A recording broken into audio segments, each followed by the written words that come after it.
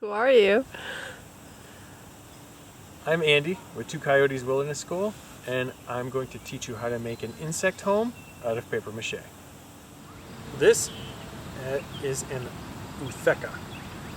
It's what praying mantises create when they lay their eggs. They squirt out some substance that foams up, and it's very light and feels kind of like plastic and or styrofoam.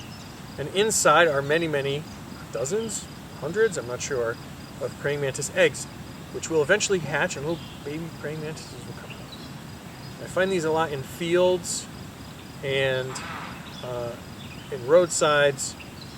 Rainbow, one of the other Two Coyotes instructors, found this growing on a goldenrod plant, or maybe this is, I think this is Artemisia actually, near the garden, near the stone barn here at Sticks and Stones, where we do a lot of our programs. It's a cool find. They're great things to have near your garden because when the babies hatch and come out, what praying mantises eat mostly are aphids, and aphids will eat many of the plants you want to keep in your garden, like tomato plants and things like that. So if you find something like this that's already been cut, and that happens often when fields get mowed, and the plant is cut, you could bring it to your garden and it will help keep the pests away once the mantises are hatched. Thanks.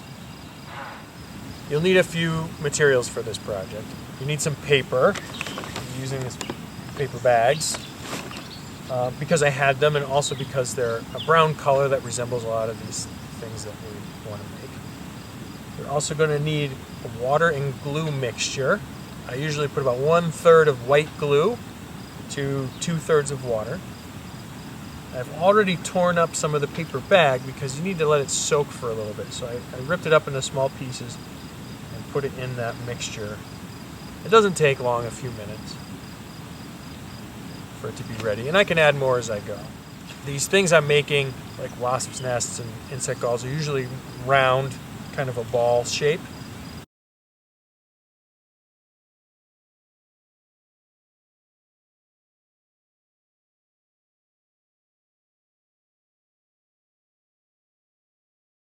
So you could use a balloon. I'm just going to crumple up some paper like this to get a similar shape I want. Now, if it might want to stretch back out and get big again. So you could tape it, or instead of using tape, I'm going to use this cotton string.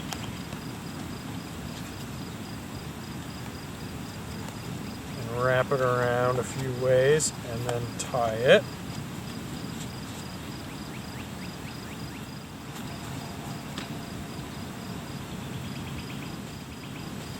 Now, this is a pretty simple idea. I'm going to take my paper, I might rip it into smaller pieces. The smaller, the better, really. And I'm going to put it in layers around my little ball.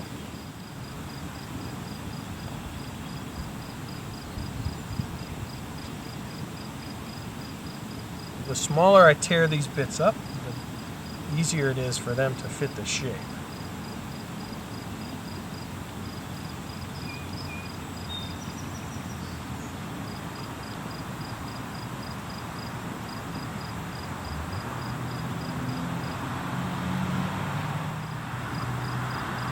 Depending on what type of insect home I'm trying to make, I might do things like fold this in half so that there's a little edge there, and I could do that all the way around to make ridges, one next to another.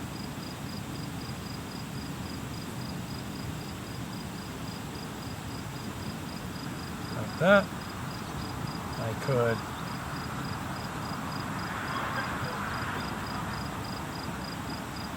make many small torn edges, line those up,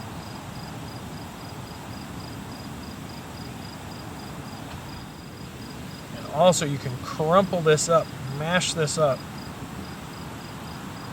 and fold it a little bit to get different shapes and textures on the outside.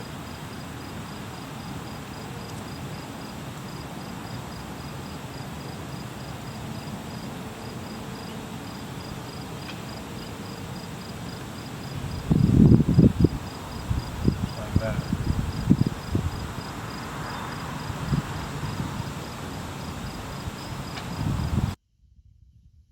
So I attached my paper mache ball to this stick to make a replica of an utheca, which is what this is here. It's a praying mantis's egg casing. You can make whatever you want and have fun.